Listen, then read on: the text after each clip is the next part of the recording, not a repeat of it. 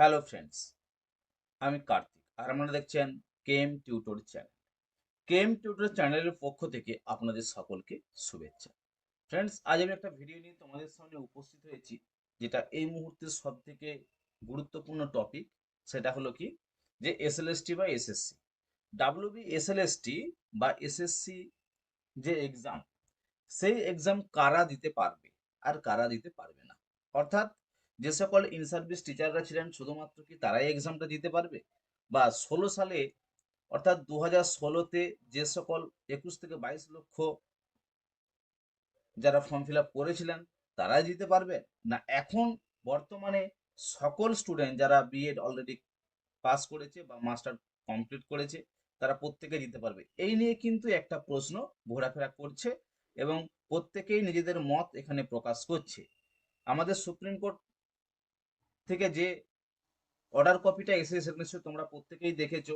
সেখানে কিন্তু একটা কথা উল্লেখ আছে, ফ্রেশ রিক্রুটমেন্ট। তো ফ্রেশ রিক্রুটমেন্ট এর অর্থটা কি? অর্থাৎ ফ্রেশ রিক্রুটমেন্টের যে কথা এখানে বলা হচ্ছে, শুধুমাত্র সেই তৎকালীন যে 22 লক্ষ স্টুডেন্ট যারা ছিল, যারা অ্যাপ্লাই করেছিল তারাই শুধুমাত্র সুযোগ পাচ্ছে, না বর্তমানে যারা তারা সুযোগ পাচ্ছে? এই নিয়ে প্রত্যেকে কিন্তু বিভিন্ন মত এখানে উপস্থাপন করে চলেছে প্রতিনিয়ত। প্রতিনিয়ত একটা করে ভিডিও আসছে, আজ এখানে মিটিং হচ্ছে, কাল ওখানে মিটিং হয়েছে, আজ এই সিদ্ধান্ত এসছে। কিন্তু একটা কথা তোমাদেরকে এখানে আমি বলে রাখি, অনেকে আমাকেও পার্সোনালি মেসেজ করেছে যে স্যার আমরা কি দিতে পারবো, বা আমরা নতুন, আমরা কি বসতে পারবো। তার জন্যই তোমাদেরকে এই ভিডিওটা একটা, প্রত্যেককে তো আলাদা আলাদা ভাবে উত্তর দেওয়া বা তাদের সঙ্গে কথা বলা আমার সম্ভব হয়নি। সেই জন্য একটা ছোট্ট ভিডিও তোমাদের সামনে আমি উপস্থাপন করে দিচ্ছি। তো এখান থেকে আশা করি তোমরা ক্লিয়ার হয়ে যেতে পারবে। দেখো, একটা বিষয় যেটা আমাদের সবার সামনে আসছে সেটা হচ্ছে কি, যে আমরা বসতে পারবো কি পারবো না। এটা প্রথমত সুপ্রিম কোর্ট যেটা আমাদেরকে অর্ডার কপিতে দিয়েছে, সেখানে কি করেছে, সেখানে বলেছে ফ্রেশ রিক্রুটমেন্ট।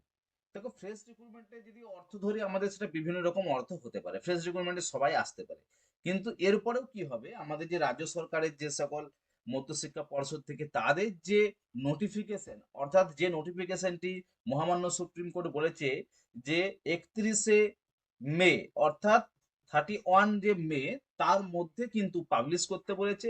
নোটিফিকেশন না আসা পর্যন্ত কোনো গুজবে তোমরা কান দেবে না প্রথমত। ঠিক আছে? অর্থাৎ আমি বলে দিলাম হ্যাঁ তোমরা পারবে, তোমরা জয়েন করে যাও ক্লাসে, ঠিক আছে, এরকম অনেক ইউটিউবার বা অনেক তথ্য তোমরা পাবে, বা অনেক যারা ক্লাস করাচ্ছেন তারা পাবে, হ্যাঁ তোমরা সুযোগ পাবে, তোমরা ক্লাসে ভর্তি হয়ে যাও। আমি বলবো অবশ্যই নোটিফিকেশনটাকে আসতে দাও। আশা করি এই মাসের মধ্যে, অর্থাৎ এপ্রিলের শেষের মধ্যেই কোনো একটা সিদ্ধান্তে উপস্থিত হয়ে যাবে তারা। এটা নিয়ে হয়তো কোনো প্রেস কনফারেন্স রাখবে যে কারা কারা এক্সাম দিতে পারছে বা পাচ্ছে না। তো আমার মনে হয় ব্যক্তিগতভাবে প্রত্যেকেই এই সুযোগটা পাওয়া উচিত, কারণ বহু 10 থেকে 12 বছর সেখানেও এসএসসি হয়নি। সে অনুপাতে প্রত্যেকেরই এটা কিন্তু পাওয়া উচিত, কারণ তাদের জন্য হয়তো আলাদা সিট বা যাই হোক, সেটা মধ্যশিক্ষা পর্ষদের নিজস্ব ব্যাপার যে কিভাবে তারা কিন্তু নিয়োগটা করতে চলেছে। ক্লিয়ার? তো দেখো, এবারে নতুন যারা আছো, যারা ফ্রেশ, তারা তারা এখানে পাচ্ছ কি পাচ্ছ না সেটা তো নোটিফিকেশন এলেই জানা যাবে। নোটিফিকেশন যখন দেবে তখন তোমরা নিশ্চয়ই ক্লিয়ার হয়ে যাবে। নোটিফিকেশন আসার পরেও ধরো যদি তারা সুযোগ না পায় সেক্ষেত্রেও একটা প্রবলেম, আর যদি সুযোগ পায় সেক্ষেত্রেও একটা প্রবলেম। তো এই প্রবলেম যে আছে তার সলিউশন কিন্তু একমাত্র রাজ্য সরকার বা মধ্যশিক্ষা পর্ষদই করতে পারে। তো অবশ্যই তাদের দিকে আমরা দেখব, তাদের নোটিফিকেশন আমরা দেখব, তারপরে কি সিদ্ধান্তে উপনীত হচ্ছে সেটা কিন্তু আমরা জানতে পারবো। ক্লিয়ার? তো ততদিন পর্যন্ত যতদিন না নোটিফিকেশন আসছে, তাহলে কি আমরা কি ক্লাস করব না, বা আমরা কি প্রিপারেশন নেব না? অবশ্যই তোমরা প্রিপারেশন শুরু করো। কারণ দেখো, তোমরা নিশ্চয়ই জানো যে এতদিন এসএসসি হয়নি, এসএসসি কিন্তু একটা হতে চলেছে।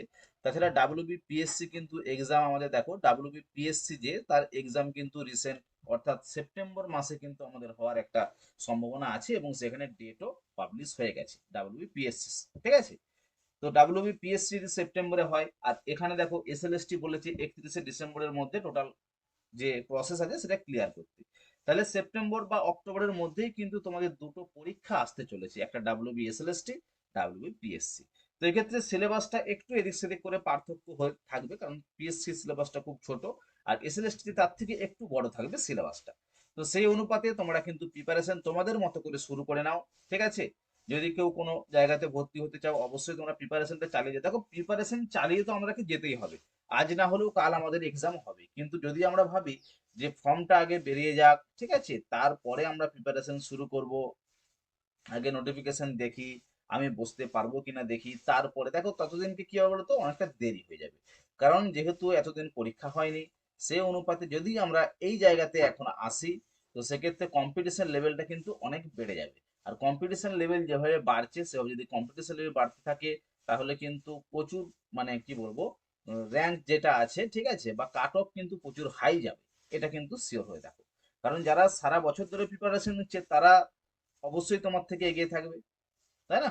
তাহলে অবশ্যই আমাদেরকে প্রিপারেশনটা চালিয়ে যেতে হবে। আমরা পরীক্ষায় বসতে পারি বা না পারি, স্যার তো পরবর্তী নোটিফিকেশন এলে আমরা দেখতে পাচ্ছি যে স্যার আমরা পরীক্ষা দিতে পারছি বা পাচ্ছি না।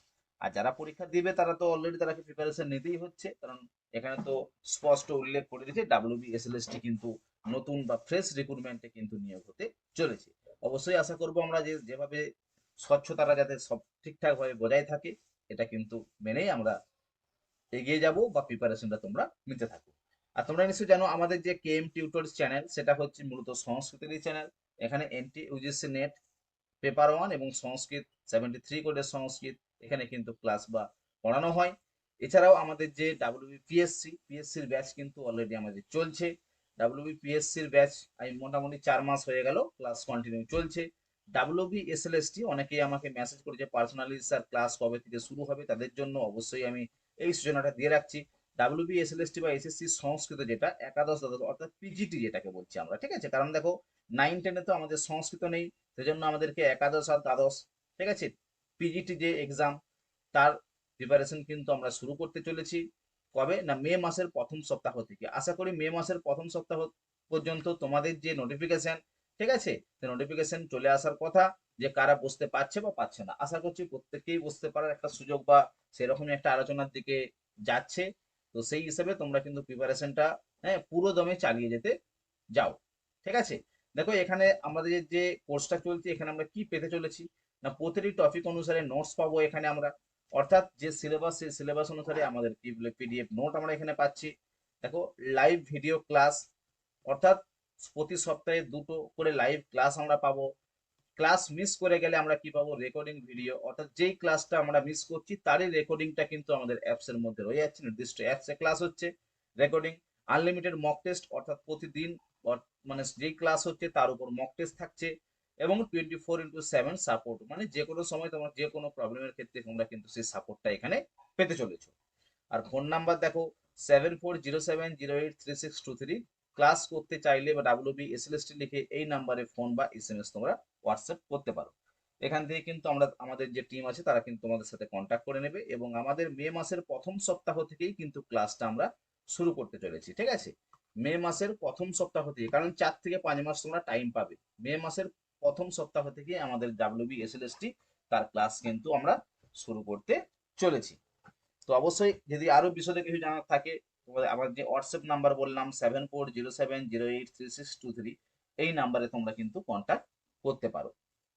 আর একটা তথ্য তোমাদেরকে জানিয়ে রাখি, দেখো একটা এক্সাম পাস করতে গেলে তোমাদের কি দরকার বা কিভাবে প্রিপারেশন নেবে, তা কিন্তু পুঙ্খানুপুঙ্খ ভাবে এখানে কিন্তু আলোচনা করা হবে, ঠিক আছে? তোমরা নিশ্চয়ই জানো, হ্যাঁ, আমার ব্যক্তিগতভাবে বহু নেট বা সেট বা বিভিন্ন বই আমার বাজারে আছে। তো সেই অভিজ্ঞতা থেকে তোমাদেরকে সেই রকম ভাবে প্রিপারেশন দেওয়া হবে। তোমরা চাইলে কিন্তু এই নাম্বারে কন্ট্যাক্ট করে ক্লাসে জয়েন করতে পারো। আর প্রত্যেককেই বলবো, যারা কোচিং দিচ্ছ না বা প্রিপারেশন নিচ্ছ, মানে কোনো কোচিং এর তার সামর্থ্য নেই, অবশ্যই তোমরা বাড়ি থেকে প্রিপারেশনটা শুরু করে দাও। কারণ আমাদের এক্সাম কিন্তু হবে, ঠিক আছে? হ্যাঁ, এক্সামটা কিন্তু হতে চলেছে, পিএসসির এক্সাম আছে, এসএলএসটি এক্সাম আছে, এরপরেও অন্যান্য যে সকল এক্সাম গুলো আছে সেটাও কিন্তু আমাদের চলছে। যাই হোক, আজকের ভিডিওটা এই পর্যন্তই। হ্যাঁ, দেখা হবে আবার কোনো পরের ভিডিওতে। নমস্কার।